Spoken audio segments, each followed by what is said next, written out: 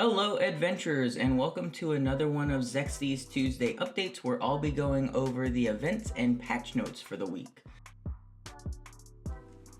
So, jumping into this, I did just want to go over the events first. There wasn't much added, but there were going to be a couple. So, the first one's going to be the Enhance the Calpheon Sword.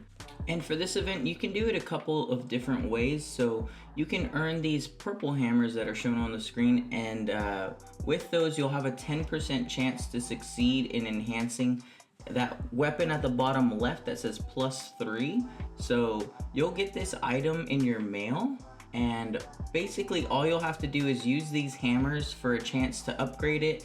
If you upgrade it, you'll need to upgrade it ×3 to actually trade it in for that final reward.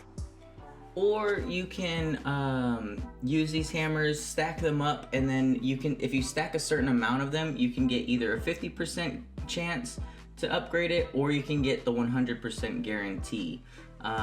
It's really up to you. I don't know how many times you'll be able to do this, but apparently if you do get it to +3, you'll also be able to open that final reward chest and then get another sword. So you should be able to get this multiple times, and I believe the only way to get these hammers is going to be from that event tab right there, so the enhancement hammer missions. So make sure that you are doing those missions to get those hammers, and then you can either attempt to upgrade it individually with the 10%, or what you can do is go ahead and forge these other weapons for a 50% or 100% chance. But moving on, the next event is going to be the Calpheon training missions. So do 100 constellations, do 12 Black Spirit quests, and then do the Elion Tower of Trials. You can only do this once, so once you get it done, you're done. But those Black Spirit quests you will need to do daily. As you know, you can only do 4 a day, but just as long as you get those done, you can at least get these Neruda Shen Ancient Secret Chests, which have pretty good rewards. So you can get restoration scrolls and a lot of other good pink items. So it is fairly simple, so I highly encourage just going ahead and participating in that. And then, as we already had, we have these other events that are coming to a close, so this will be the last week. So if you can, go ahead and finish those other events, and then move on to the ones that we have for this week. So moving on, I am going to go into the patch notes for today. There were a couple of bug fixes, overall improvements to the game, and then added content. So what they actually did was, for this featured update, there was a class-specific improvements, and that's going to be for Shai, Lotus, and Berzerker. I'm not going to read the developer's commentary too much, but I'll kind of scroll slowly. That way you can read it for yourself if you want to right now. But basically, it kind of boils down to that they're wanting to improve on the playstyle that's meant for these types of characters. So Shai, they made improvements to the healing and then how it kind of works, and then there's now a radiant spirit that you can summon. So certain skills work a little bit differently. I don't play Shai, so again, I won't be going too into detail on this because it doesn't really affect me. But if you are a Shai user, feel free to just pause this and then read over really quickly, or just go into the patch notes yourself and then get a full read. But basically, la la la, whenever you're feeling the music, you can summon a radiant spirit. Inputs applied, healing, etc, etc. HP recovery effects of radiant spirit and la la la can stack. So if you have glyphs, that stacks. And then also radiant spirit disappears whenever you summon the bear, and then the bear disappears whenever you summon the radiant spirit. The other one that was changed was Lotus. This is going to be a pretty minor one, but I believe it has something to do with her passive. So additional effects apply whenever you have this flowers remaining scent, which I believe is her passive. So additional effects are applied upon use of skill enhanced with flowers remaining scent. Increase blooming divide, attack speed and combo speed. Increase blood moon final hits. Max final hits. Hold flash step for an additional attack. So That's kind of cool. And then Berzerker, I believe, is the one that has the most updates to him. So in this they integrated the effects of Unleash and Vengeful Wrath and increased the rage gained on hit by any skill so that he can more quickly and easily get all the effects. So basically they just updated and improved his Unleash and Vengeful Wrath. So again, Berzerker's not something that I normally play, so I'm not going to go over these changes too much in detail, but from the looks of it, they changed the way that you gain rage and then also the HP recovery from it.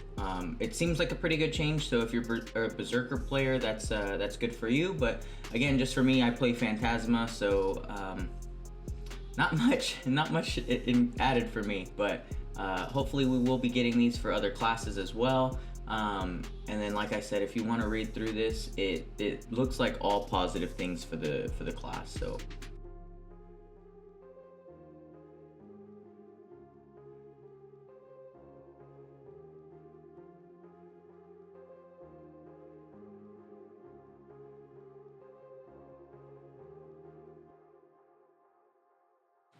The next update is going to be for Sage. This one's pretty quick and easy. They adjusted the cooldown from 17 to 8 seconds for one of his skills, and then also changed the HP recovery upon use. So that's pretty good cooldown. For UI, they adjusted the placement of Lucy Bencomb on the NPC list in the upper left hand corner of your map. And then also for the system, they decreased the number of enemies that must be defeated for some of the main quests. They added a toggle feature for the visibility of the Kerosene outfit, so that's nice, I guess. An early notice, so this is going to be really big for everyone. So in the future, new content will be added that requires Chaos Jewels and Acrid as materials. These will be added in June. So due to this, if you had anything in the market that was Chaos Jewels, they refunded it. They gave it back to you because you are going to need those. You're probably not going to want to sell them, and because they're telling you early, you'll probably need a lot of them. So go ahead and start stocking up on your Chaos Jewel and your Acrids. Don't waste them. Don't sell them. And just kind of wait and see. It's not going to be the first week of June. We don't actually know when it is going to be. So just be aware of that, and then if you think like, oh, maybe I'll sell my jewels for some money, maybe hold off on that. And then moving on, there were also some bug fixes. So there was bug fixes for Kunoichi and Grandmaster, and then also System. They fixed an issue where the pets list would automatically scroll when taking out or checking in pets. So that actually was happening to me. I was wondering why that happened. I was like, what a weird update, but it sounds like it was just a bug. And then, as I had gone over before, there are going to be these events starting. So the Calpheon Sword, the Hammer missions, and then the Calpheon Training mission. So as I said before, the Calpheon Training mission, it's just one and done. But those Enhancement Hammer missions, you'll need to do every day. So make sure you get on that. And then also, there were some items added to the Pearl Shop. I don't really buy things from the Pearl Shop. But if you want to check them out, there were these new special packages. So Growth Support Lucky Shop Package, Growth Support Lucky Shop Package 2, and then etc. etc. Other than that, there were actually some new outfits added to the shop as well. So if you're a Megu player or if you're a Wusa player, there are now these two outfits that you can get. So Kibius, I don't really know how to pronounce that, Kibius 1 and Kibius 2.